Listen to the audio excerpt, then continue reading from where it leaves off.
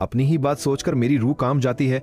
वो आराम से कहती है, नहीं, जब मैं नई नई यूके गई थी तो मेरी इंग्लिश इतनी अच्छी नहीं थी, इसलिए मुझे लगा कि कोई भूत मेरे पास आएगा ही नहीं, क्योंकि वो मुझसे कुछ भी कहते मैं तो बस यही जवाब देती, can you speak Chinese, I don't understand. ये सुनकर वहां खड़े सारे लोग जोर जोर से हंसने लगते हैं, लेकिन यांग यूटिंग की हंसी अचानक रुक जाती है और वो घबराहट में अपने पसीने वाले हाथ अपनी पान पर पोंछने लगती है। हॉन्टेड हाउस को ढूंढना बिल्कुल भी मुश्किल नहीं था। वो लोहे की फेंसिंग के अंदर बनी एक 3 मंजिला इमारत थी।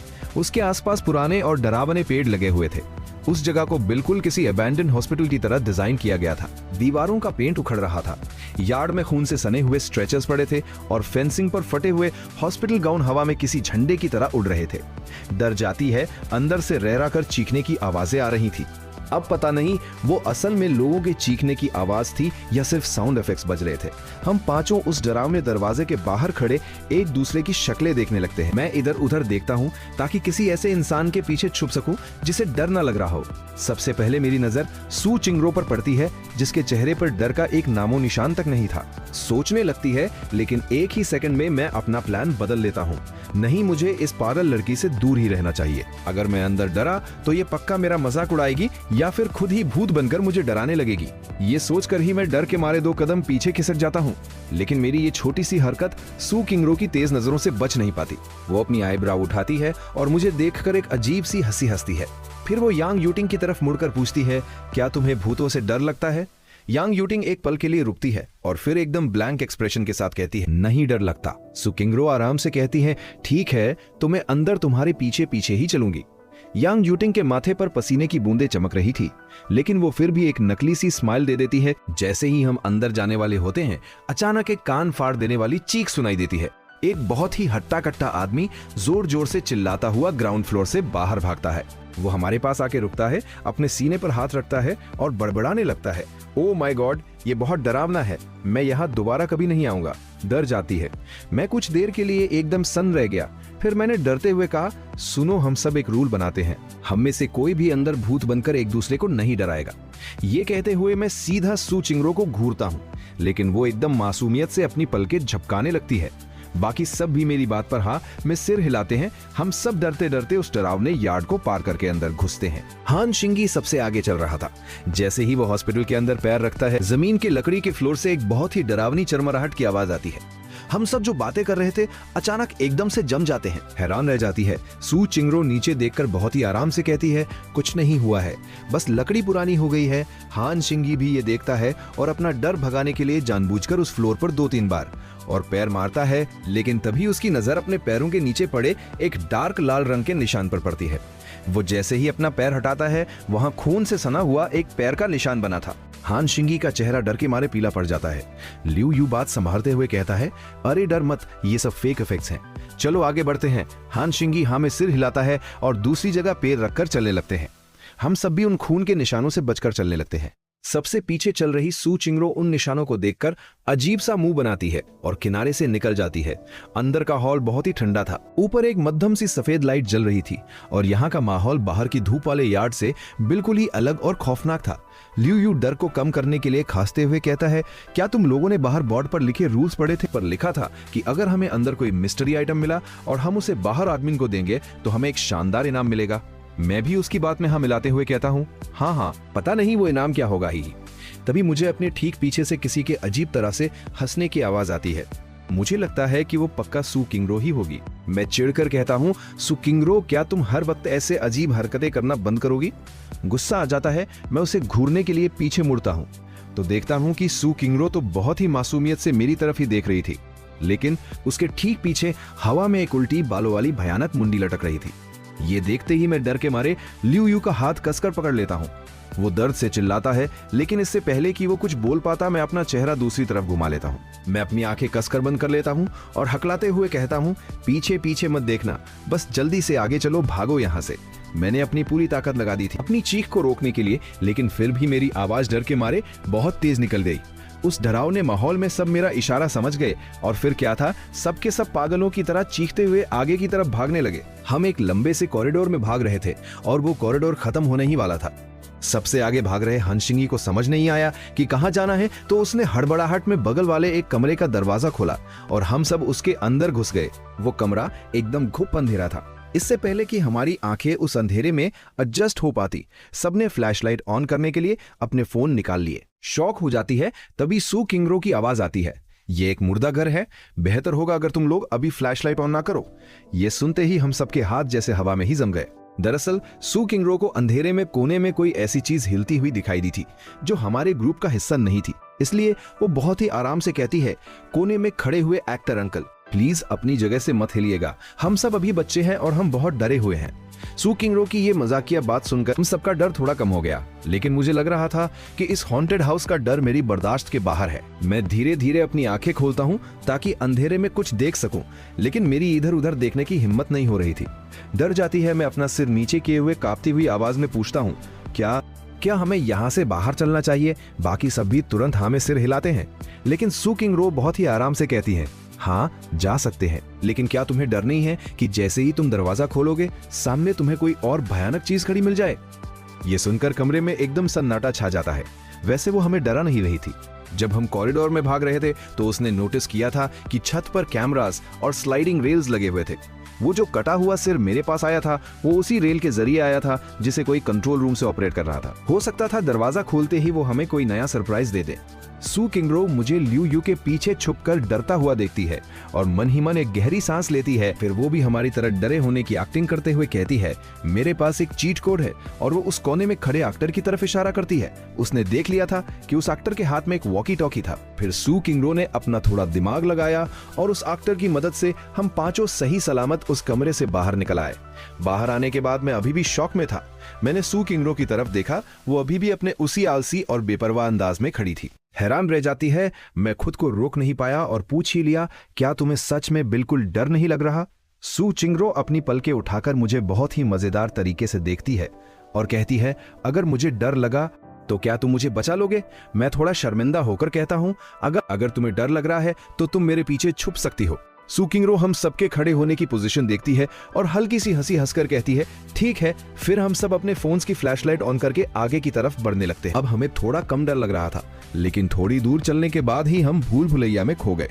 परेशान हो जाती है, यहाँ तक कि सू किंगरो को भी समझ नहीं आ रहा था कि हम कहाँ आ गए हैं।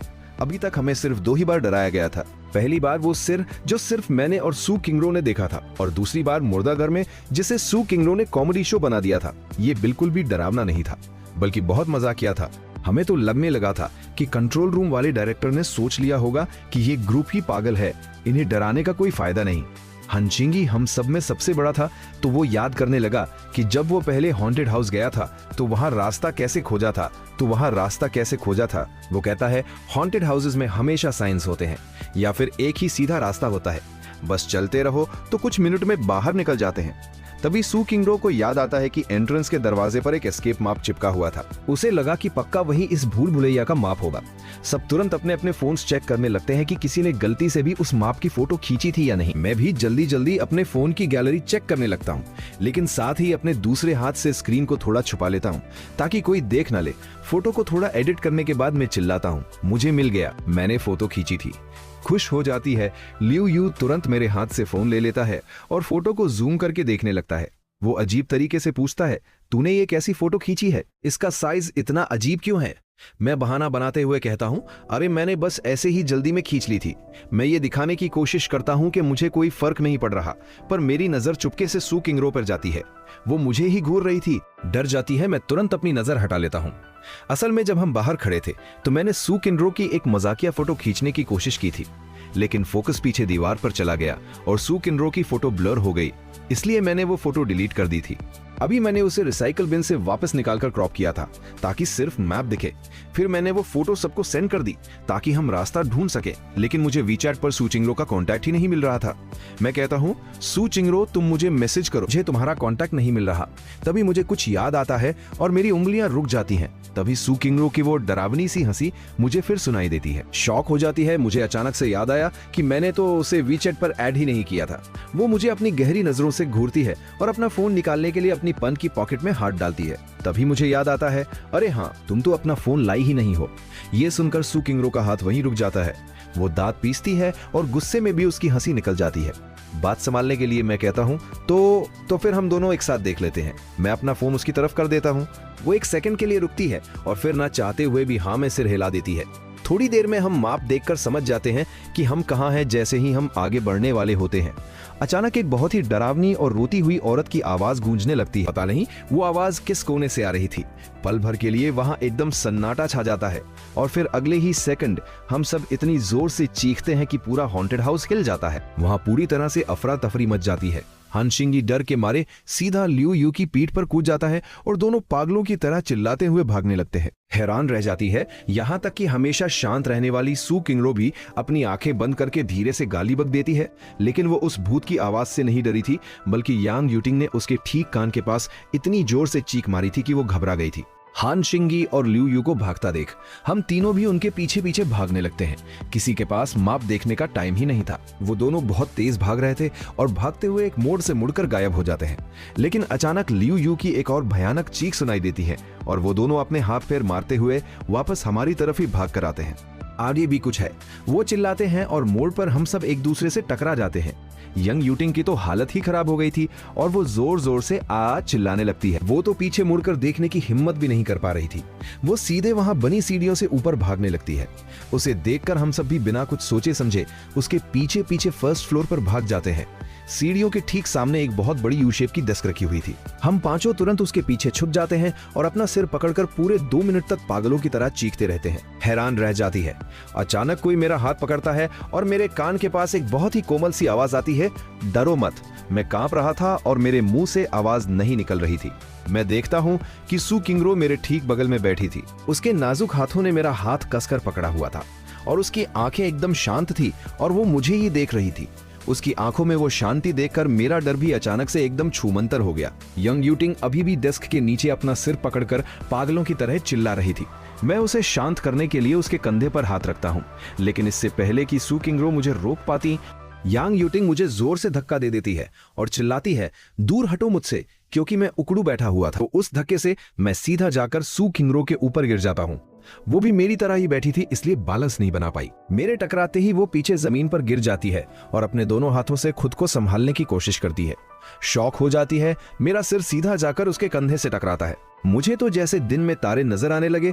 मुझे चक्कर आ रहे थे और मैं कुछ देर तक उसके ऊपर से उठ ही नहीं पाया। मुझे उसके मुंह से दर्द की एक हल्की सी आवाज सुनाई देती है। तभी हानशिंगी यंग यूटिंग को शांत कराते हुए चिल्लाता है, शांत हो जाओ, कोई भूत नहीं है, हम सेफ हैं। मैं सुनता हूं कि सू किंगरो अपने सीने पर हाथ रखकर दर्द से करा रही थी। तब जाकर मुझे रियलाइज होता है कि मैं तो उसकी एक टांग के ऊपर बैठा हुआ था। मैं झटके से उठकर पीछे हट जाता हूं। सू किंगरो अभी भी जमीन पर बैठी थी। वो अपनी उसी आलसी और धीमी आवाज में कहती है, अगली बार मेरे ऊपर गिरने से पहले अपना थोड़ा वजन कम कर लेना, वरना अपनी इस बहन की तो तुम चटनी ही बना दोगे। लियू यू पीछे मुड़ता है। ये चीने देखकर उसकी आंखें फटी की फटी रह जाती है। वो अपने मुंह पर हाथ रखकर बिना आवाज के चीखने का एक्सप्रेशन देता है। परेशान हो जाती है। शर्म के मारे मेरा पूरा चेहरा लाल टमाटर जैसा हो जाता है और मैं बुत बनकर वहीं खड़ा रह जाता हूँ।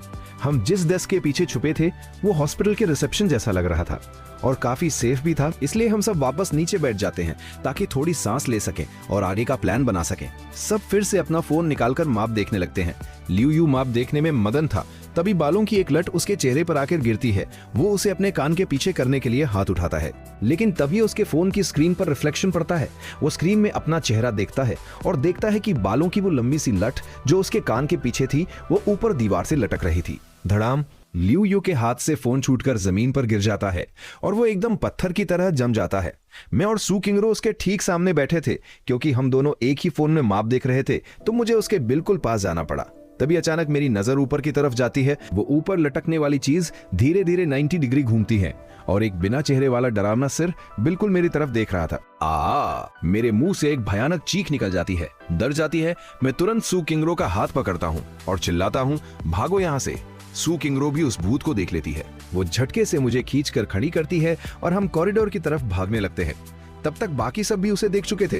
पूरे हॉन्टेड हाउस में हम सबकी चीखें गूंजने लगती है। हम पांचों अपनी जान बचाने के लिए अलग अलग दिशाओं में भागने लगते हैं। मैं तो ये भी नहीं देख रहा था कि मैं कहां जा रहा हूं। सू चिंगरो मेरा हाथ पकड़कर मुझे जहां खींच रही थी, मैं बस वहां भाग रहा था। भागते हुए एक मोड़ पर मैंने हिम्मत करके पीछे मुड़कर देखा तो वो लंबे बालों वाला भूत रेल से खिसकता हुआ बिल्कुल मेरे पीछे ही आ रहा था। मैं एक बार फिर जोर से चीख पड़ता हूँ। सू किंगरो तेजी से कुछ कदम आगे बढ़ती है, फिर अचानक बाईं तरफ मुड़कर मुझे एक कमरे के अंदर खींच लेती है और झटके से दरवाजा बंद कर देती है। वो हांफते हुए कहती है, अभी अपनी आंखें मत खोलना। मैं पागलों की तरह हाँ में सिर हिलाता हूँ और अपने कानों पर हाथ रखकर कसकर अपनी आंखें बंद कर लेता हूँ। वो पूरी तरह से सू किंगरो के बगल में बैठ जाता है। उसकी सांसें तेज चल रही होती है। सू किंगरो एक हाथ से मेरी बाह पकड़ती है और दूसरे हाथ से मेरे फोन की फ्लैशलाइट ऑन करके जल्दी से पूरे कमरे में रोशनी घुमाती है। ये एक हॉस्पिटल वार्ड जैसा कमरा था। वहां कोई नहीं था, कोई कैमरा नहीं था और कोई डरावना प्रॉप भी नहीं था। ये शायद एक सेफ जोन था जो हॉन्टेड हाउस में बहुत कम मिलता है। वो मेरे बाह पर धीरे से बात करती है। उसकी आवाज बहुत सॉफ्ट हो जाती है। आंखें खोल लो, यहाँ कुछ भी डरावना नहीं है। मैं धीरे धीरे अपनी आंखें खोलती हूँ। सू किंगरो मेरी बाह छोड़ देती है और रिलैक्स होकर खड़ी हो जाती है। तुम्हें बचपन की यादें हैं? वो मजाक उड़ाते हुए पूछती है। 3 साल भी बचपन होता है और 10 साल भी। मैं शायद 8-9 साल की थी। मैं मन में हिसाब लगाती हूँ। उस टाइम मैं स्कूल से आने के बाद कॉलोनी के बच्चों के साथ खेलने चली जाती थी और रोज अंधेरा होने से पहले ही घर लौटती थी। सू चिंगरो बस एक हल्की सी बोलकर रिएक्ट करती है। स्कूल के बाद सीधा खेलने जाना और अंधेरा होने तक खेलना मेरा डेली रूटीन था। मुझे याद है जब तक वो विदेश नहीं गई थी, मेरी लाइफ बिल्कुल टेंशन फ्री थी। मैं पहले कीड़ों से नहीं डरती थी जब तक एक दिन तुम अचानक मेरे रास्ते में नहीं आ रही। वो बहुत प्यार से बोली थी कि वो मुझे चॉकलेट देगी और उसने मुझे एक बॉक्स खोलने को दिया। जब मैंने उसे खोला तो उसमें से एक बड़ा सा हैरी कैटरपिलर उछलकर बाहर आया। सू किंगरो एक सेकंड के लिए फ्रीज हो जाती है, फिर धीरे से सीधी खड़ी होती है और फिर तुम हंसते हुए भाग गई। मुझे वहां अकेले छोड़ दिया, उस डार्क स्काई के नीचे जमीन पर गिरे हुए कैटरपिलर को देखकर चिल्लाते हुए। उसी दिन से मुझे कीड़ों से डर लगने लगा। अगर मुझे अपने आसपास नाखून से बड़ा भी कोई कीड़ा दिख जाता है तो मेरी जान निकल जाती है। सू किंगरो मुझे देखती है। उसके बाद भी तुम्हें पता था कि मुझे कीड़ों से डर लगता है, फिर भी तुम जानबूझकर मुझे डराती थी। और हर बार जब तुम मुझे डराने वाली होती थी तो तुम्हारी आवाज बहुत सॉफ्ट और स्वीट हो जाती थी। सू किंगरो अपना हाथ बढ़ाती है, थोड़ा हेजिटेट करती है, फिर धीरे से मेरे सिर पर हाथ फेरती है। सॉरी, वो बोलती है, मैं पहले बहुत मीन थी। मुझे तुम्हें तंग करने में मजा आता था। मैं तो ये सब भूल ही गई थी, पर अभी जब तुमने इतने प्यार से कहा कि यहाँ कुछ डरावना नहीं है तो मुझे सब याद आ गया। सू किंगरो को समझ नहीं आता कि क्या बोले, तो वो फिर से कहती है सॉरी, फिर थोड़ा रुककर ऐड करती है, मैं सच में बहुत मीन थी। हालांकि तुमने मुझे बहुत डीप ट्रॉमा दिया है, पर कभी कभी तुम मेरे लिए बहुत अच्छी भी थी। मैं अपनी उंगलियों पर काउंट करते हुए बोलती हूँ। मेरी मम्मी बहुत स्ट्रिक्ट थी और मुझे स्ट्रीट फूड नहीं खाने देती थी, पर तुम बाहर से आते हुए मेरे लिए छुपकर स्नैक्स लाती थी। जब मैं बीमार होती थी तो तुम मेरी होमवर्क में हेल्प करती थी। 3rd ग्रेड से पहले सू किंगरो सच में बहुत नॉटी थी। उसकी पढ़ाई भी मेरे जितनी अच्छी नहीं थी और उसकी हरकतों की वजह से उसके पेरेंट्स को रोज स्कूल बुलाया जाता था। 4th ग्रेड में आके वो अचानक से एक टॉपर बन गई। उस साल उसके ग्रेड्स बहुत अच्छे हो गए। वो बहुत शांत और मचूर हो गई। बस एक ही रात में वो बड़ी हो गई। मैंने उस मचूर सू किंगरो को सिर्फ 1 साल ही देखा था। 5th ग्रेड में उसकी फैमिली विदेश शिफ्ट हो गई। उस दोपहर स्कूल के बाद मैं दोनों घरों के बीच की सड़क पर बहुत देर तक बॉल खेलती रही, पर सू किंगरो नहीं आई। रात को डिनर करते हुए मैंने अपने पेरेंट्स को बात करते सुना, तब पता चला कि पड़ोस वाले अब्रॉड शिफ्ट हो गए हैं। जिन 2 चीजों से मुझे सबसे ज्यादा डर लगता था वो अचानक से मेरी दुनिया से गायब हो गए। कुछ सालों बाद मेरा कीड़ों का डर भी कम हो गया, सब कुछ नॉर्मल हो गया। सू चिंगरो मेरे सिर पर पाठ करती है और बोलती है, जब मैं चली गई तो तुम बहुत खुश हुई होगी, है ना?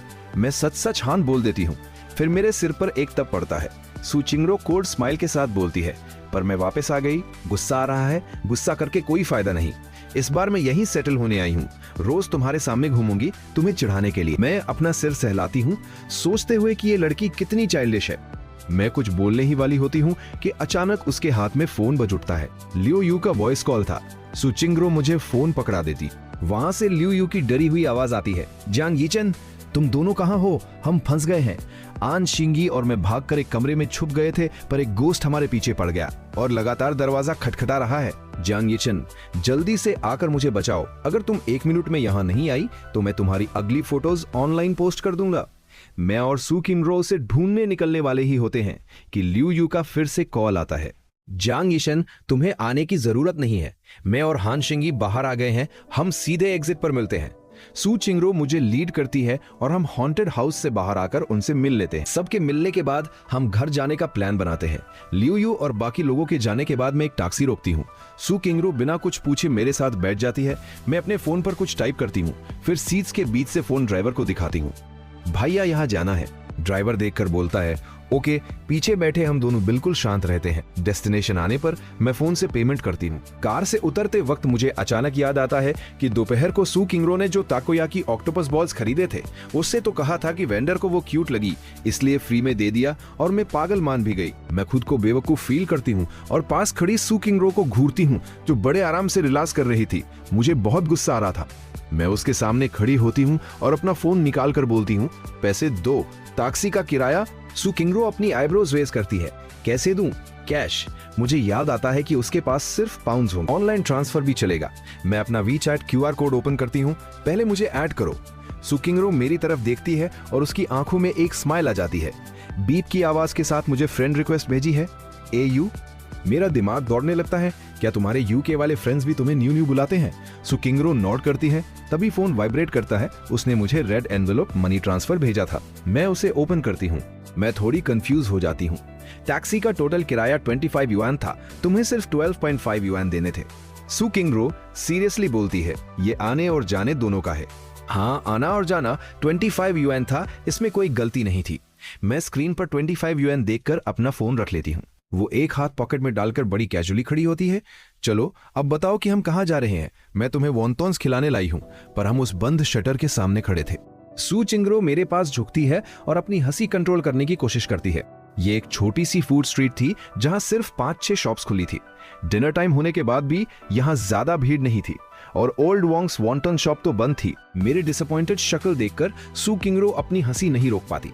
वो मुझसे पूछती है अचानक मुझे ट्रीट देने का प्लान कैसे बना? Welcome gift. मैं सिर झुकाकर धीरे से बोलती हूँ हाँ। सू चिंगरो सरप्राइज हो जाती है। ये तो बहुत पुरानी बात हो गई। वो स्मर्क करते हुए मजाक करती है। मैं कोई बच्ची थोड़ी हूँ जिसे वेलकम गिफ्ट चाहिए। मैं ऊपर देखकर बोलती हूँ झूठ मत बोलो, हम सामे आजे के हैं और सू चिंगरो मुझसे पूरी एक हेड टॉलर है। मैं अपने पैरों की तरफ देखती हूँ। ठीक है, हम सामे आज के नहीं लगते। सू चिंगरो हंसती है। तुम इस बात पर क्यों अटक गई? वैसे भी जब हम नए आए थे तो नेबर के बेटे को गिफ्ट देना तो नॉर्मल है और उस रात डिनर भी तो तुम्हारी फैमिली ने होस्ट किया था।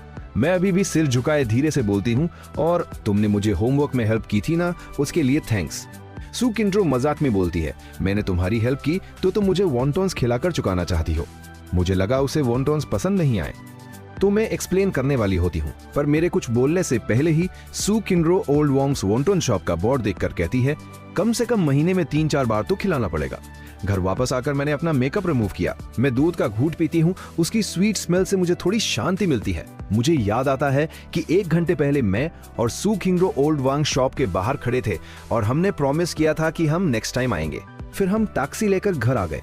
हमारे घरों के रास्ते पर सू चिंगरो लगातार अपने फोन में लगी हुई थी। मैंने उसे टोका भी कि आंखें खराब हो जाएंगी, पर उसने बस कहा और मुझे पूरी तरह इग्नोर कर दिया। मुझे थोड़ा बुरा लगा। जब हम उसके घर के गेट तक पहुंचे, मैंने बाय कहा और जाने लगी। अचानक सू चिंगरो ने मेरा शोल्डर पकड़कर मुझे आधा घुमाया। फिर उसने बड़ी स्मूथली अपना कैमरा ओपन किया। हम दोनों की तरफ पॉइंट किया और क्लिक क्लिक करके 2 फोटोज ले ली। फिर उसने मुझे छोड़ दिया और फोटो देखने लगी। मैंने भी चुप कर देखा। फोटो में हम दोनों थे। मेरा फेस बिल्कुल ब्लैंक था और उसके फेस पर एक बहुत स्वीट स्माइल थी। बैकग्राउंड में एक इलेक्ट्रिक पोल और उसके घर की फ्लावर वॉल थी। फोटो बहुत नॉर्मल थी, कोई स्पेशल एंगल या टेक्निक नहीं थी, पर शायद मूनलाइट की वजह से फोटो बहुत अच्छी लग रही थी। वाइब बिल्कुल परफेक्ट थी। जब उसने नेक्स्ट फोटो स्वाइप की तो हमारे एक्सप्रेशन सेम थे, बस फिल्टर लगा हुआ था। सू चिंगरो के सिर पर बनी ईयर्स थे और मेरे फेस पर कैट विस्कर्स थे। दोनों फोटोज के कॉर्नर में कैमरा ऐप का वाटरमार्क था। मैं अभी भी शॉक में थी। सू चिंगरो ने फोन पॉकेट में डाला, मेरी तरफ पीठ की और एक हाथ कैजुअली वेव करते हुए हंसकर बोली गुड नाइट जियांग यीचन। मुझे धीरे धीरे समझ आने लगा।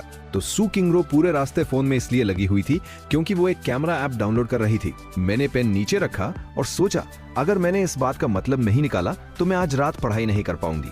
मैं अपना फोन ढूंढने गई ताकि उससे पूछ सकूं। मुझे याद आया कि मेरा फोन बैकपैक में है और बैकपैक और आज के कपड़े बाथरूम में पड़े हैं। मैं बाथरूम में गई, बैग से फोन निकाला और अचानक मेरी नजर मेरी जीन्स पर पड़ी। मुझे अचानक याद आया कि आज हॉन्टेड हाउस में यांग यूटिंग ने मुझे पुश किया था और मैं सीधा सू चिंगरो की लप में गिर गई थी। मेरे गाल बिल्कुल लाल हो गए। सॉफ्टवेयर के बारे में पूछने का प्लान मैं बिल्कुल भूल गई। मेरा पढ़ाई में भी मन नहीं लग रहा था। मैंने सोचा लियू यू को कॉल कर लेती हूँ। 2 बेल के बाद उसने फोन काट दिया। मैंने फिर से ट्राई किया, उसने फिर काट दिया। मैंने गहरी सांस ली और उसे टेक्स्ट मैसेजेस से बॉम्ब कर दिया। 5 मिनट वेट करने के बाद भी कोई रिप्लाई नहीं आया। लियू यू जितना ऐसे बिहेव करता है उतना ही शक होता है कि दाल में कुछ काला है। थोड़ी देर बाद लियू यू का मैसेज आता है, जैंग यीशन, आई एम सॉरी, पर अगर मैं कन्फेस करूं तो तुम्हें भी सच बताना पड़ेगा। मुझे क्या सच बताना है? तुम और सू किंगरो, ये 3 वर्ड्स देखकर मैं रुक जाती हूँ। मुझे फिर से हॉन्टेड हाउस वाला वो ऑकवर्ड मोमेंट याद आ जाता है जो ब्लश मैंने बड़ी मुश्किल से कंट्रोल किया था। वो वापस आने लगता है। मैं जल्दी से अपना फोन पिलो के नीचे फेंकती हूँ और ब्लैंकेट में मुंह छुपा लेती हूँ। जब मैंने बहुत देर तक रिप्लाई नहीं किया तो लियू यू समझ जाता है कि मैं नर्वस हूँ और बोलता है, तुम्हारे दिल में चोर है ना, वरना तुम रिप्लाई क्यों नहीं कर रही? फोन वाइब्रेट होता रहता है। मैं उसे उठाती हूँ और एक कोल्ड स्मग के साथ सीधा उसे कॉल करती हूँ। लियू यू, जब हम वहां नहीं थे तो तुम्हारे और यंग यूटिंग के बीच क्या हुआ? अगर तुमने नहीं बताया तो मैं मान लूंगी कि तुम दोनों ने वेस्ट के नीचे एक दूसरे को टच किया था। लियू यू ने बिना कुछ कहे फोन काट दिया। मेरे सिर पर एक बड़ा सा क्वेश्चन मार्क आ जाता है। मुझे समझ नहीं आता। रात के 11 बज रहे थे। मैंने अपनी थकी हुई आंखें मली, बुक्स पैक की और सो गई। अगली सुबह मैंने नींद में अपनी आंखें मली उठने का बिल्कुल मन नहीं था। मेरे पिल्लो के पास फोन वाइब्रेट हुआ, पर मैं बहुत नींद में थी इसलिए मैंने उसे इग्नोर कर दिया। मैं आंखें मलते हुए पानी पीने नीचे गई। दरवाजा खुलते ही मैंने देखा पापा डाउनस्टेयर सोफा पर बैठे। दरवाजे की आवाज सुनकर पापा पीछे मुड़ते हैं और सरप्राइज होकर बोलते हैं, जांग यीचन, तुम बिल्कुल सही टाइम पर उठी हो। मैं अभी चिंगरो से बात ही कर रहा था कि तुम आज इतनी जल्दी उठ गई। मुझे अचानक एक झटका लगता है। कौन? चिंगरो? सू चिंगरो। मैं डरकर सीधी खड़ी हो जाती हूँ और मेरे हाथ में पकड़े ग्लास से पानी छलक जाता है। मेरी नजर लिविंग रूम में घूमती है और पापा के सामने बैठी एक लड़की पर जाकर रुकती है जिसने व्हाइट ट्रैक सूट पहना हुआ था। सुबह की सनलाइट बड़ी ग्लास विंडो से अंदर आ रही थी जिससे पूरा कमरा ब्राइट और वार्म लग रहा था। व्हाइट ट्रैक सूट पहने वो लड़की सोफा पर परफेक्टली बैठी थी। उसके फेस पर एक स्माइल थी और वो मुझे ही देख रही थी। वो अपने लेफ्ट हैंड में फोन पकड़े हुए थी और मुझे हल्का सा वेव करती है।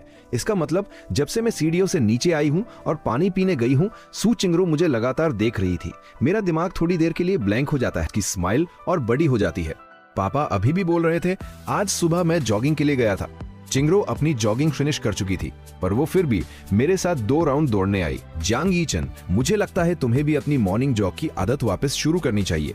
नहीं, ये बोलते ही मैंने पानी का ग्लास रखा और फर्स्ट फ्लोर वाले वॉशरूम में भागकर अंदर से लॉक कर लिया। मैं जल्दी से मिरर के सामने गई और खुद को देखा। कुछ देर बाद मैं सिर पकड़कर जमीन पर बैठ गई। मिरर में मेरे बाल किसी चिड़िया के घोंसले जैसे लग रहे थे। मेरे कपड़े मेसी थे और मेरी आंखों में नींद भरी हुई थी। सू किंगरो ने मेरा ये पूरा डिजास्टर लुक देख लिया था। बाहर पापा बोल रहे थे, जांग यीचन पहले मेरे साथ जॉगिंग पर आती थी, पर अब जब मैं बिजी रहने लगा तो ये भी आलसी हो गई है। इसकी मई बता रही थी कि इसने वजन भी बढ़ा लिया है। पापा, आप उसे ये सब क्यों बता रहे हो? मुझे लग रहा था मैं दीवार में सिर मार दूं। सू किंगरो ने वॉशरूम के फ्रॉस्टेड ग्लास डोर से मेरा शैडो देखा। उसकी आईब्रोज हल्की सी रेज हो जाती है। अगर जांग यशन चाहे तो वो मेरे साथ मॉर्निंग जॉग पर आ सकती है और जॉगिंग के बाद हम साथ में स्कूल भी जा सकते हैं। रास्ते में कंपनी भी मिल जाएगी, सू किंगरो कहती है। पापा खुश होकर घुटनों पर हाथ मारते हैं। हाँ, मैं भी यही सोच रहा था। तुम दोनों क्लासमेट्स हो तो साथ स्कूल जाना और वापस आना अच्छा आइडिया है। जब जांग यीचन बाहर आएगी तो मैं उससे पूछ लूंगा, पापा खुश होकर बोलते हैं। सू किंगरो मुस्कुराते हुए बोलती है, ओके। जब पापा नोटिस करते हैं कि मैं बहुत देर से वॉशरूम से बाहर नहीं आई तो वो जोर से बोलते हैं, जांग यीचन, तुम अभी भी वॉशरूम में हो? मुझे समझ नहीं आता कि मैं क्या बोलूं, तो मैं चुप रहती हूँ। पापा को अजीब लगता है, मैंने उसे ऊपर जाते हुए तो नहीं देखा।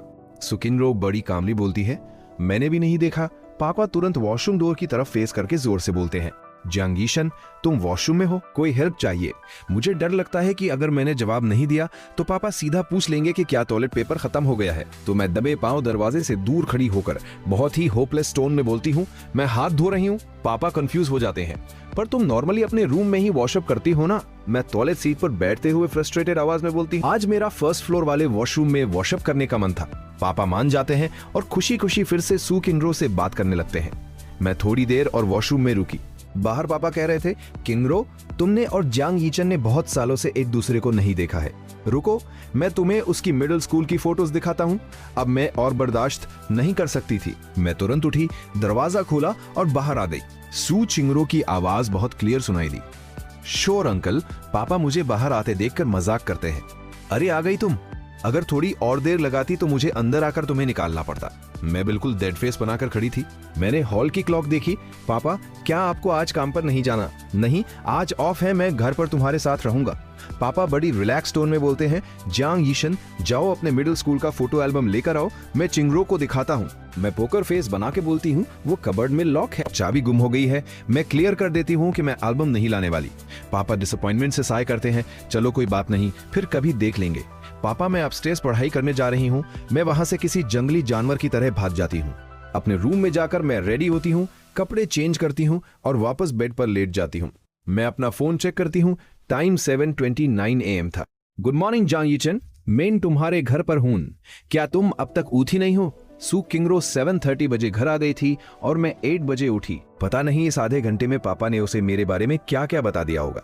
मैं थोड़ी देर गुस्से में दांत पीसती हूँ, फिर सोचती हूँ कि मैं भी एक दिन सुबह जल्दी उठकर सू चिंगरो के घर जाऊंगी और उसके अंकल या आंटी से उसके सारे सीक्रेट्स उगलवा लूंगी। मुझे AU नाम देखकर बहुत गुस्सा आ रहा था, तो मैंने उसकी प्रोफाइल ओपन की और उसका निकनेम चेंज करके क्रीपी ट्रांसफर स्टूडेंट रख दिया। वापस आते हुए मैंने नोटिस किया कि सू किंगरो की प्रोफाइल पिक्चर एक क्लाउड थी।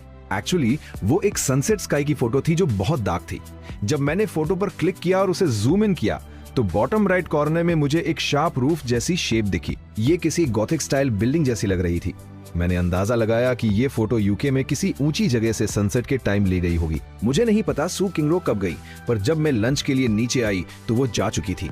मुझे अभी भी डर था कि कहीं सू किंगरो अचानक किसी कोने से बाहर ना आ जाए। तो मैंने धीरे से पापा से पूछा, जो आईपैड देख रहे थे, पापा क्या गेस्ट जा चुके हैं? पापा ने अपने रीडिंग ग्लासेस पहने हुए थे, बिल्कुल किसी प्रोफेसर की तरह लग रहे थे। तुम चिंगरो की बात कर रही हो? हाँ, वो जा चुकी है। मंडे को क्लास में सबकी एनर्जी बिल्कुल लो थी। जब मैं क्लास में गई तो आधी क्लास डेस्क पर सो रही थी और बाकी के आधे पागलों की तरह अपना होमवर्क कॉपी कर रहे थे। मुझे भी बहुत नींद आ रही थी, तो अपना बैग रखकर मैं भी डेस्क पर सो गई। जब किसी की आवाज से मेरी आंख खुली तो मैंने देखा मेरे बगल वाली सीट पर कोई आ चुका था। मैंने मुंह पर हाथ रखकर एक छोटी सी उबासी ली। मैं गुड मॉर्निंग बोलना चाहती थी, पर मुझे लगा कि ये ज्यादा फ्रेंडली साउंड करेगा, तो मैंने मुंह खोलकर वापस बंद कर लिया। पर सू किंगरो ने पहले ही बोल दिया, मॉर्निंग जांग यीचन। मॉर्निंग सू किंगरो। फर्स्ट पीरियड सेल्फ स्टडी का था, पर टीचर अभी तक नहीं आए थे। धीरे धीरे क्लास में पढ़ाई की आवाज कम होने लगी और बातें शुरू हो गई। तुमने सुना हमारे स्कूल में, हमारे स्कूल में, तभी उसकी आवाज शोर में दब गई। सुना तुमने, अभी अभी स्कूल में पुलिस की गाड़ी आई थी। कोई कह रहा है कि एक सादे कपड़ों वाला पुलिस ऑफिसर सीधा 10वीं के किसी क्लास में गया है। बाप रे, सच में? सादे कपड़ों में था तो तुम्हें कैसे पता कि वो पुलिस वाला है? शायद उस क्लास के उन लड़कों ने पहचाना होगा जो हमेशा लड़ते रहते हैं। मैंने तो सुना है कि 10वीं की एक लड़की से 2000 रुपए ठग लिए गए हैं। जो ठग था वो भी हमारे ही स्कूल का है शायद, वरना पुलिस यहाँ क्या करने आती? बाप रे, 2000 रुपए, ये तो पक्का क्राइम है। हम बात कर ही रहे थे कि अचानक बाहर से किसी ने हमारी क्लास का दरवाजा खोला। क्रीक। पूरी क्लास में एक पल के लिए सन्नाटा छा गया, पर फिर से धीमी धीमी फुसफुसाहटें शुरू हो गई। मैंने देखा वो हमारे क्लास टीचर लाओ किन थे और उनके ठीक पीछे एक पुलिस वाला खड़ा था। लाओ किन ने अंदर आए बिना ही जोर से चिल्लाकर कहा, शांत रहो। वो दरवाजे पर ही खड़े रहे और फिर उनकी नजरें सीधे मेरी तरफ घूम गई। मेरी तो हालत खराब हो गई। लाओ क्विन मुझे क्यों देख रहे हैं? एक सेकंड बाद उन्होंने कहा, सू किंगरो जरा बाहर आना। मैंने झटके से मुड़कर सू किंगरो को देखा। मैं उससे पूछना चाहता था, पर समझ नहीं आया कि क्या पूछूं। सू किंगरो बहुत शांत थी, उसने कुछ नहीं कहा, जैसे उसे पहले से ही पता हो कि क्या होने वाला है। उसने अपनी किताब रखी और बाहर चली गई। उनके जाते ही क्लास में शोर चरम पर पहुंच गया। बाप रे, सच में पुलिस आई है? सू किंगरो को क्या हुआ? पुलिस उसे क्यों ढूंढ रही है? कहीं वो फ्रॉड वाली बात वो तो नहीं? नहीं यार, ऐसा तो नहीं लग रहा। मैंने अपना सिर हिलाया, एक लंबी सांस छोड़ी, पेन उठाया और वापस होमवर्क करने लगा। मेरे पीछे बैठे लड़के ने धीरे से पूछा, क्या तुम उस नई स्टूडेंट को अच्छे से जानते हो? अच्छे से जानना? शायद नहीं। जब से सू किंगरो विदेश से वापस आई है और हमारी क्लास में ट्रांसफर हुई है, तब से बस एक ही हफ्ता हुआ है। बस वो पुरानी जान पहचान थी। मैंने धीरे से जवाब दिया, हाँ, अच्छे से जानता हूं। पूरी सुबह की पढ़ाई खत्म हो गई, पर सू किंगरो वापस नहीं आई। सोमवार की सुबह असेंबली का दिन होता है, जिसमें पूरी यूनिफॉर्म पहननी होती है। मैंने अपने बैग से यूनिफॉर्म का कोट निकाला, पहना और बाहर निकल गया। जब मैं अपनी क्लास की लाइन में पहुंचा तो हमेशा की तरह सबसे आखिरी में था, इसलिए मैं लड़कों की लाइन में सबसे पीछे खड़ा हो गया। मैंने आगे झांक कर देखा, लियू भी लाइन में नहीं था। या तो वो वॉशरूम में होगा या फिर उसने छुट्टी ली होगी। असेंबली शुरू हुई, हमने राष्ट्रगान गाया और सलामी दी। इसके बाद वही स्कूल मैनेजमेंट की लंबी चौड़ी और बोरिंग स्पीच। कई स्टूडेंट्स पहले से ही थक चुके थे। मैंने अपनी आंखें नीचे की, आस्तीन में छुपाई हुई इंग्लिश वोकैबुलरी कार्ड निकाली और चुपचाप शब्द याद हो चुके थे। लेकिन स्पीच अभी भी खत्म नहीं हुई थी। बच्चों, ये तुम्हारी पढ़ाई की उम्र है। पढ़ाई के अलावा किसी और चीज पर ध्यान मत दो। परिवार और दोस्तों के अलावा किसी भी रिश्ते में जल्दी मत पड़ना। होशियार बनो, हमारे स्कूल में रोमांस बिल्कुल मना है। ये सुनकर मेरी नींद उड़ गई। तुम लोग अभी बहुत छोटे हो, अगर अभी प्यार में पड़ोगे भी तो आखिर में ब्रेकअप ही होगा। कितनी जोड़ियां हैं जो शादी तक पहुंचती हैं। और खासकर ये ऑनलाइन डेटिंग। स्कूल में अगर तुम किसी को डेट कर रहे हो तो कम से कम वो एक रोमांस कहला सकता है, पर ऑनलाइन डेटिंग? तुम्हारा दिमाग खराब हो गया है क्या? ये सुनकर पूरे मैदान में बच्चे हंस पड़े। शायद कुछ बच्चों ने भी सुना था कि कुछ दिन पहले हमारे स्कूल में एक ऑनलाइन फ्रॉड का मामला हुआ था। किसी लड़के ने एक लड़की का नंबर खरीदने के लिए 2300 रुपए दे दिए थे। बच्चों के बीच फुसफुसाहटें शुरू हो गई। मैं भी थोड़ा हैरान था, पर सिर झुकाए हुए ध्यान से सुनने लगा। और जो नंबर खरीदा वो भी नकली निकला। उस ठग ने खुद ही एक पूरा नाटक रचा। अपने एक साथी का वीचैट अकाउंट लड़की की तरह सजाकर उसे दे दिया। उस लड़के ने कुछ दिन उससे बात की और फिर उनका ऑनलाइन अफेयर शुरू हो गया। और कल जब उस लड़के ने अपनी ऑनलाइन गर्लफ्रेंड के लिए खाना ऑर्डर किया तो डिलीवरी वाले से फोटो खींचने को कहा। तब जाके उसे पता चला कि वो ठग का साथी है और उसके साथ धोखा हुआ है। फिर क्या उसने उस ठग से लड़ाई की? ठग तो साफ मुकर गया। बोला, मेरा तो इंटरनेट पर नाम ही यही है। पूरी भीड़ में फिर से ठहाके गूंज उठे। बाप रे, कौन है वो महान इंसान? मैनेजमेंट वाला आगे बोला।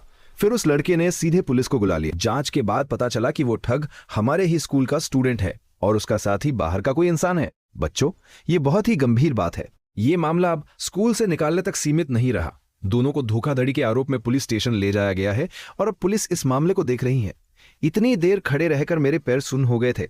मैंने वोकेबुलरी कार्ड वापस रखा और अपनी एड़ियां घुमाने लगा। तभी मैंने कोने से किसी को आते देखा। मैंने मुड़कर देखा और मैं रुक गया। वो सू किंगरो थी।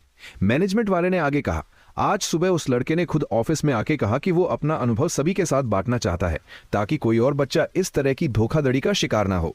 ये लड़का अपनी गलती मानकर उसे सुधारना चाहता है। ये बहुत हिम्मत की बात है। अब हम उसे स्टेज पर बुला रहे हैं। पूरी भीड़ उत्साह से पागल हो गई और सब लोग स्टेज की तरफ देखने लगे। उस पल तो मैं सू किंगरो को भी भूल गया और पंजों के बल खड़ा होकर देखने लगा कि वो महान लड़का दिखता कैसा है। ऑनलाइन प्यार में धोखा खाने के बाद पूरे स्कूल के सामने अपनी कहानी बताना सच में बहुत बहुत हिम्मत का काम है। उसने शुरू में बस अपने ठगे जाने की कहानी बताई। नीचे खड़े बच्चे बीच बीच में हैरानी भरी आवाजें निकाल रहे थे। उस लड़के की आवाज बिल्कुल स्थिर थी। उसे जरा भी डर नहीं लग रहा था। मैं उसका चेहरा नहीं देख पा रहा था, पर मन ही मन उसकी दाद दे रहा था। आज सुबह मैंने ऑफिस में उस लड़की को देखा जिसका नंबर मैं चाहता था। मैं खुद को रोक नहीं पाया और मैंने सू किंगरो की तरफ देखा। सू किंगरो के चेहरे पर कोई भाव नहीं था। वो बड़े आराम से खड़ी थी, जैसे उसने सुना ही ना हो कि स्टेज पर वो लड़का क्या कह रहा है। जब मैंने स्कूल मैनेजमेंट से सुना था कि किसी ने एक लड़की के नंबर के लिए 2300 रुपए दिए हैं, तो मुझे धीरे धीरे समझ आने लगा था कि माजरा क्या है। कल रात किसी ने ग्रुप में कहा था कि सू किंगरो का नंबर एक खजाना है और कुछ दिन पहले कोई उसे भारी कीमत देकर खरीदना चाहता था। मुझे यकीन नहीं था कि आज सुबह ही इसका इतना बड़ा ड्रामा बन जाएगा। मैं तो सीधा जाकर उससे नंबर मांगना चाहता था। उसमें धोखा खाने का डर ही नहीं था, पर टीचर ने मुझे रोक दिया। टीचर ने कहा कि जब मेरे मार्क्स उस लड़की से ज्यादा आएंगे तब वो मुझे उसका नंबर दे देंगे। ये बोलते हुए उस लड़के की आवाज में थोड़ी मायूसी आ गई। बच्चों का शोर और हैरानी का ठहाका आसमान छूने लगा। कुछ लोग समझ गए थे कि वो सू किंगरो है और उन्होंने तुरंत उसकी तरफ देखना शुरू कर दी। धीरे धीरे बहुत से लोग उसकी तरफ देखने लगे। आखिरकार वो लंबी चौड़ी असेंबली खत्म हुई और मैं भीड़ के साथ क्लास की तरफ लौटा। रास्ते में कुछ लोगों के मुंह से सू किंगरो का नाम सुनाई दे रहा था। सुबह की उस असेंबली के बाद सुबह के ब्रेक टाइम में हमारी क्लास के बाहर सू किंगरो को देखने वालों की लाइन लग गई। कुछ लड़के तो इतनी हिम्मत दिखा रहे थे कि उसे बाहर बुलाने लगे। पहली बार सू किंगरो को लगा कि सच में कोई काम होगा तो वो बाहर गई, पर जिसने उसे बुलाया था वो उसे देखते ही सिर झुकाकर लाल हो गया। एक शब्द नहीं बोल पाया। सू किंगरो बड़े ही आराम से दरवाजे के फ्रेम पर एक कूल अंदाज में टेक लगाए खड़ी थी, पर उसके लहजे में कोई नरमी नहीं थी। दूसरी बार फिर किसी ने उसे बाहर बुलाना चाहा। सू किंगरो ने उस अनजान और उतावले लड़के को देखा, फिर अपनी नजरें हटा ली और मैसेज लाने वाले क्लासमेट से बड़ी ही शराफत से बोली, माफ करना, उससे कहना कि मेरे पैर सुन्न हो गए हैं। अगर कोई जरूरी काम है तो वो अंदर आकर मुझसे मिल सकता है। मैं पास में ही था और ये सुनकर मेरी हंसी छूट गई। मैंने पूछा, सू किंगरो, क्या तुम इंग्लैंड में भी इतनी ही पॉपुलर थी? सू किंगरो शायद थोड़ा विनम्र होने का नाटक करने वाली थी, पर इससे पहले कि वो कुछ बोल पाती मैंने कहा, नहीं यार, वेस्टर्न लोगों की पसंद हमसे अलग होती है ना। उनके हिसाब से तो तुम बहुत बहुत ही बदसूरत होगी। सू किंगरो ने एक ठंडी और तंज भरी हंसी हंसी। मैंने अपना काम रोका, सिर घुमाया और ध्यान से उसके चेहरे को देखने लगा। सू किंगरो ने तुरंत अपनी किताब उठाई और अपना चेहरा छुपा लिया। फिर पीछे से उसका एक गोरा और खूबसूरत हाथ बाहर आया और उसने एक बहुत ही घमंडी अंदाज में कहा, पैसे निकालो, आज स्कूल से छुट्टी के वक्त हमेशा की तरह भीड़ थी। मैं जानबूझकर सुकिंगरो से बचते हुए भागने की कोशिश कर रहा था। मैं बहुत तेजी से निकला, लेकिन जब सुकिंगरो स्कूल गेट से बाहर आई तो उसने मुझे एक बस में चढ़ते हुए देख लिया। उसने मुझे पहले कभी बस से जाते नहीं देखा था। वो बस नंबर 285 थी। सुकिंगरो स्कूल के सामने वाले बस स्टॉप पर गई और उस बस का रूट चेक किया। वो बस हमारे घर की तरफ नहीं जाती थी, बल्कि बिल्कुल उल्टी दिशा में जा रही थी। तभी उसे याद आया कि मैंने क्लास में बताया था कि लियू यू बीमार है। मैंने लियू यू का कमरा नंबर ढूंढा और दरवाजा खटखटाया। अंदर से एक बहुत ही कमजोर सी आवाज आई, अंदर आ जाओ। क्या बुखार इतना तेज है? ये एक सिंगल रूम था। लियू यू बिस्तर पर लेटा था। उसने मोटी रजाई ओढ़ी हुई थी और उसका एक हाथ बाहर था जिसमें ड्रिप लगी थी। उसका चेहरा बिल्कुल पीला पड़ गया था। उसने बहुत मुश्किल से अपनी आंखें खोली और जब देखा कि मैं हूं तो उसका चेहरा तुरंत खिल उठा। उसने झटके से रजाई हटाई और बैठ गया। जियांग ईचेन, आखिरकार तुम आ ही गए। लियू यू ने मेरी तरफ अपनी बाहें फैलाते हुए कहा, जल्दी आओ और इस बीमार को प्यार की झप्पी दो। मैंने उसे ठंडे दिमाग से मना कर दिया, नहीं, मुझे डर है कि कहीं तुम मुझे भी बुखार ना दे दो। लियू यू को भी लगा कि बात सही है। वैसे भी उसका इरादा कोई प्यार की झप्पी लेने का नहीं था। क्या तुम वो चिप्स, चिकन फीट और कोल्ड ड्रिंक लाए हो जो मैंने मंगाए थे? हाँ, लाया हूं, मेरे बैग में है। कल लियू यू ने बड़ी ही मासूमियत से बताया था कि बुखार की वजह से उसे खाने में कोई स्वाद नहीं आ रहा है, इसलिए वो कुछ तीखा खाना चाहता है। लेकिन उसकी मम्मी उसे कुछ नहीं दे रही थी, इसलिए उसने मुझे जिम्मेदारी दी कि जब मैं मिलने आऊं तो उसके लिए थोड़ा प्यार ले आऊं। लियू यू को देखकर बिल्कुल नहीं लग रहा था कि वो बीमार है। मैंने अपने बैग से वो होमवर्क निकाला जो लियू यू का कुछ दिनों से पेंडिंग था और पास वाली टेबल पर रख दिया। हम दोनों ऐसे ही बातें कर रहे थे कि अचानक लियू यू जोर से चिल्लाया और उसके मुंह से सारे चिप्स बाहर आ गिरे। बाप रे! मैंने शांति से उसे कुछ टिश्यू पेपर दिए और पूछा, क्या हुआ? लियू यू ने अपने मुंह से चिप्स पोंछने की परवाह किए बिना मुझे घूरते हुए पूछा, क्या हाल ही में हमारे स्कूल में कुछ बड़ा हुआ है? मेरे दिमाग में तुरंत सोमवार की सुबह असेंबली वाली बात आई। लियू यू ने अपना फोन मेरे सामने किया और एकदम पक्के यकीन के साथ बोला, जियांग ईचेन, तुम्हारी किंगरो तो ट्रेंडिंग में आ गई है। मैं हक्का बक्का होकर देखने लगा। उसके फोन पर 2 जाने पहचाने नाम ट्रेंड कर रहे थे। उस लड़की का नंबर पक्का 2300 से ज्यादा का है। एक हैशटैग 5वें नंबर पर। रात को जब मैं बिस्तर पर लेटा तो मैंने काफी समय बाद अपना वेबो चीनी सोशल मीडिया खोला और चेक किया। उस घटना से जुड़ी कई पोस्ट में लोग उस लड़की से जलन कर रहे थे। कुछ लोग उस लड़की के उस लड़के के साथ किए गए नाटक पर हैरान थे और कई लोग सू किंगरो की तारीफ कर रहे थे। लेकिन कुछ लोग सू किंगरो को बदसूरत भी कह रहे थे और बहुत ही भद्दी बातें लिख रहे थे। बेशक उन कमेंट्स के नीचे बाकी लोग उनसे लड़ रहे थे कि जब लड़की इतनी खूबसूरत है तो तुम ऐसा कैसे कह सकते हो। मैंने चुपचाप कुछ अच्छे कमेंट्स को लाइक किया और फिर उन गंदे कमेंट्स करने वालों की शिकायत रिपोर्ट कर दी। तभी मेरे फोन पर कुछ मैसेज आए, अरे वाह, अरे वाह। इन 4 अक्षरों को देखकर मेरे हाथ कांप गए। मैंने वीचैट खोला और एयू सू किंगरो की चैट खोली। वो शनिवार रात की हमारी 2 सेल्फी थी जो सू किंगरो ने जबरदस्ती खींची थी। बस फर्क इतना था कि नीचे कोने में जो कैमरे का वाटरमार्क था उसे मिटा दिया गया था। ये वही 2 तस्वीरें थी जो मैंने उस दिन देखी थी। वाटरमार्क हटाने के अलावा उनमें कोई बदलाव नहीं था। एक तस्वीर में हम पर प्यारे से स्टिकर्स लगे थे और दूसरी बिल्कुल नॉर्मल थी, उसमें कोई फिल्टर भी नहीं था। सू किंगरो ने और कुछ नहीं भेजा। मैंने दोनों तस्वीरें सेव कर ली और दूसरी तस्वीर को जूम करके ध्यान से देखने लगा। रात की रोशनी में एक लड़का और लड़की साथ खड़े होकर कैमरे को देख रहे थे। मेरे चेहरे पर थोड़ी हैरानी थी, पर मेरे होंठ हल्के से मुस्कुरा रहे थे। सू किंगरो, जो हमेशा लापरवाह रहती थी, इस तस्वीर में बड़ी ही प्यारी मुस्कान दे रही थी। उस रात शायद हल्की हवा चल रही थी। उसके माथे के बाल उड़ रहे थे, पर वो बहुत खूबसूरत लग रही थी। जब मैंने इस तस्वीर को जूम किया तब जाकर मुझे पता चला कि उस वक्त मैं भी मुस्कुरा रहा था। फिर मैं वेइबो से बाहर आ गया। बाहर आने से पहले मैंने ट्रेंडिंग पेज का एक स्क्रीनशॉट लिया और उसे वीचैट पर सू किंगरो को भेज दिया। मैंने सू किंगरो को स्क्रीनशॉट भेजा। अरे वाह, तुम तो ट्रेंड कर रही हो, तुम्हें पता नहीं था?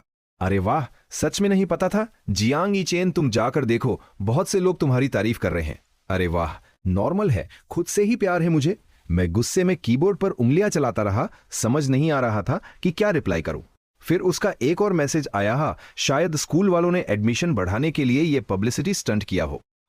सही बात है। मैंने थोड़ा समय निकालकर उस ग्रुप याचियों का ग्रुप को भी चेक किया। सच में पूरी दोपहर ग्रुप में इसी बारे में बात हो रही थी। क्या सू किंगरो को सच में अब तक पता नहीं था? या तो उसने फोन नहीं देखा होगा या फिर उसने ग्रुप म्यूट कर दिया होगा। वैसे मैंने भी ग्रुप म्यूट ही कर रखा था, क्योंकि उस क्लास के बच्चे बहुत बात करते थे। कुछ ही मिनटों में 99+ मैसेज हो जाते थे।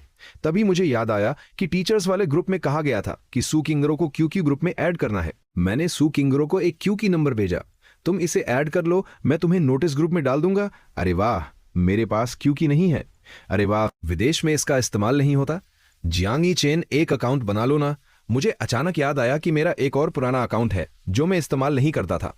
मैंने मैसेज किया, या फिर तुम मेरा एक एक्स्ट्रा अकाउंट इस्तेमाल कर सकती हो। उसका तुरंत रिप्लाई आया, ठीक है, आईडी पासवर्ड भेजो।